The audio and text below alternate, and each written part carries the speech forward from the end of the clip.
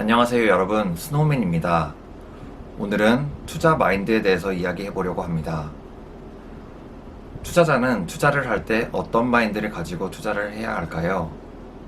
아니면 여러분은 어떤 마인드를 가지고 투자를 하시나요?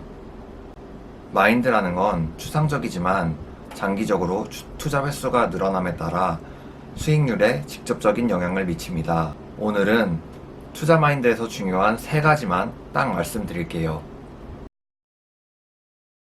어떤 투자 종목이든 오늘의 가치와 어제의 가치가 다릅니다. 따라서 나날이 변하는 시대 속에 평정심을 유지하기 쉽지 않은데요. 투자를 한 번이라도 해보신 분은 알겠지만 처음 몇 번 투자가 성공하게 되면 한없이 자신감이 넘쳐 자만하게 됩니다. 그 결과 자신의 실력을 과신하게 되고 무리한 투자를 시작하게 되며 더 이상 배우려고 하지 않아요. 반대로 투자에서 실패가 연속되면 지나치게 조심스러워진다거나 중간에 포기를 하게 돼요. 사실 양쪽 모두 좋은 태도가 아니기 때문에 너무 공격적이지도 않게 너무 조심스럽지도 않은 상태와 함께 우리는 중간에서 평정심을 유지하려고 노력해야 합니다. 한 가지 꿀팁을 드리자면요. 승승장구할 때 느끼는 모든 감정을 한쪽에 적어 놓으시고 패배할 때 느끼는 감정을 한쪽에 모두 적어 놓아 보세요. 그리고 승승장구할 때 자만심이 넘쳐 고민이시라면 패배할 때 적어 놓았던 감정들을 상기시키시고 반대로 패배가 연속될 때는 자신이 승승장구할 때 적어 놓았던 감정들을 되새겨 보세요. 분명 양쪽 모두 투자가 제공하는 마인드이기 때문에 우리는 우리의 마인드를 중화할 수 있고 그 안에서 평정심을 찾을 수 있습니다. 그리고 제 생각에 이 평정심은 투자 전 플랜에서 나온다고 생각합니다. 많은 사람들이 투자를 처음 시작할 때 아무런 플랜 없이 시작을 해요. 단순히 욕심이 앞서고 가격이 오를 것 같다는 자신감에 그런 건지는 모르겠지만요. 그러나 막상 투자를 시작하고 아침마다 나날이 변하는 시세를 맞이하게 되면 필연적으로 2가지 경우의 수가 발생하게 됩니다.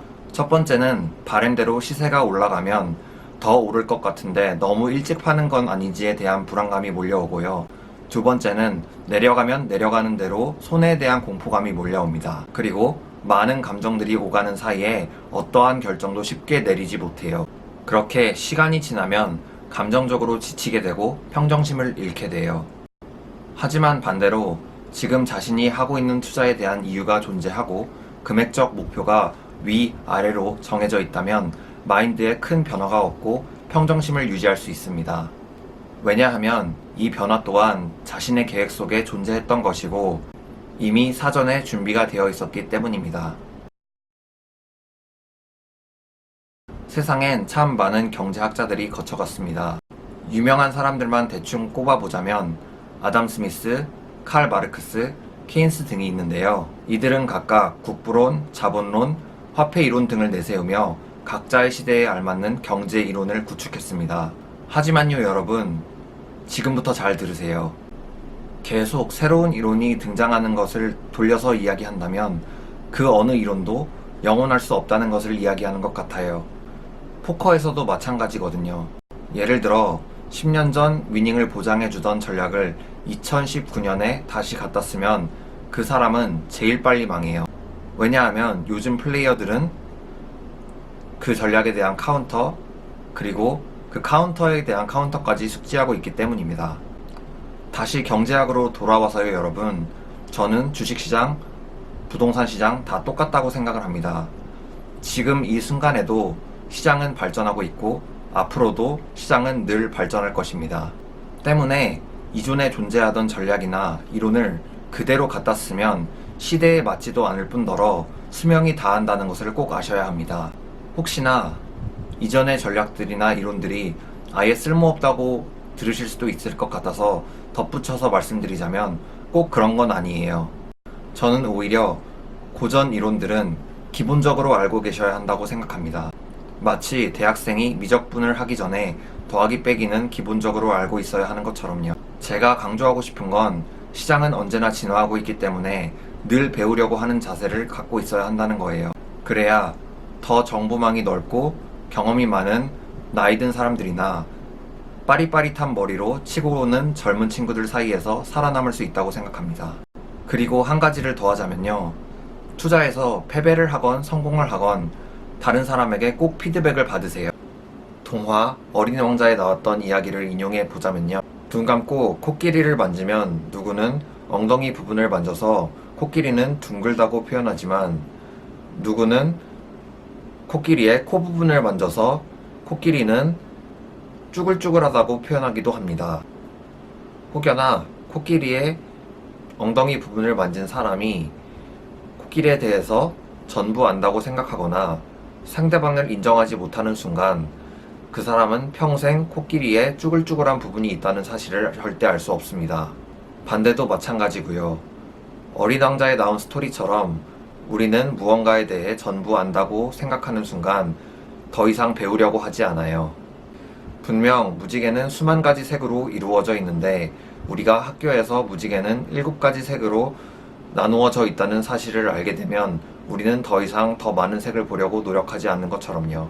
물론 자신의 모든 것은 자신이 제일 잘 안다고 생각하지만 절대 자신의 모든 부분을 알 수는 없다고 생각합니다.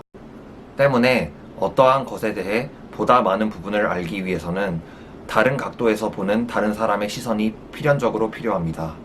투자를 하는 중간중간 다른 사람의 피드백을 받으셔서 스스로를 점검하는 시간을 가지세요. 여러분, 투자가 내 뜻대로 바램대로 되는 경우도 있겠지만 10번, 20번 그렇게 될 수는 없어요. 좌절이 찾아오는 시간이 각자 다를 뿐이지 누구에게나 투자 실패로 인한 좌절은 찾아옵니다. 운이 좋지 않아서 투자가 3, 4번 연속 실패를 할 수도 있고 때문에 그 기간이 길어지기도 해요. 막상 연속된 패배 구간에 직면하게 되면요. 앞이 깜깜하고 손에 아무것도 잡히지 않는 패닉 상태에 도달하게 됩니다. 사실 타인에게서 듣는 위로의 말도 별로 도움이 안 되고요. 스스로 헤쳐나오셔야 해요. 다만 이 패배가 연속되는 구간에서 스스로를 다스리는 방법 정도는 보다 현명할 수 있다고 생각해요. 제가 생각하는 최악은 패배가 연속된 구간이 너무 힘들어서 투자 자체를 포기하고 마음의 여유와 금전적 여유가 다시 생기면 돌아오고 그것을 반복하는 거예요. 포커에서는 이런 사람들을 호구라고 표현합니다. 보통 이런 사람들은 그만두고 돌아올 때까지 아무런 발전이 없을 뿐더러 승부욕과 본전 심리만 있기 때문에 다시 돌아와서도 더 발전된 필드에서 성공하기가 힘들어요. 때문에 이전 영상에서도 말했듯 올바른 뱅크롤 매니지먼트를 통해 최대한 정신적 피해를 줄이고 공부하며 버티는 게 중요해요. 그러다 보면 기회는 분명히 옵니다. 한 번의 투자 실패는 절대 실패가 아니에요. 진짜 실패는 투자 자체를 포기하는 겁니다. 여러분, 패배는 우리가 태어남과 동시에 죽음이 존재한다는 것을 아는 것처럼 투자를 시작하신 이상 당연하다고 받아들이셔야 합니다. 이런 말 하면 어떻게 받아들이실지 모르시겠지만요. 정말 패배를 감사하게 생각하는 마음을 가지셔야 해요. 승승장구할 때는 보이지 않던 부분들이 패배를 하게 되면 수면 위로 하나둘씩 떠오르게 됩니다. 그리고 우리는 그 속에서 문제점들을 하나하나 개선해 나갈 수 있는 기회를 얻게 돼요. 어떻게 보면 뻔한 말이지만 실패가 또 다른 기회를 낳기도 하네요. 여러분, 제가 다시 한번 강조하고 싶은데요. 몇 번의 연속된 패배가 절대 투자 자체를 포기하는 행위로 이어지지 않았으면 합니다. 어떻게든 매달리면서 공부하면 분명 기회는 찾아와요. 하지만 포기하고 그 필드 자체를 떠나버리면 그 기회는 다른 사람이 잡게 되고 우리는 늘 사촌이 땅을 사서 배가 아픈 당사자밖에 될 수 없어요. 패배를 잘 다스리셔서 부디 부자 사촌이 되시기를 바라며 영상 마치겠습니다. 시청해주셔서 정말 감사하고요. 구독과 좋아요 부탁드립니다.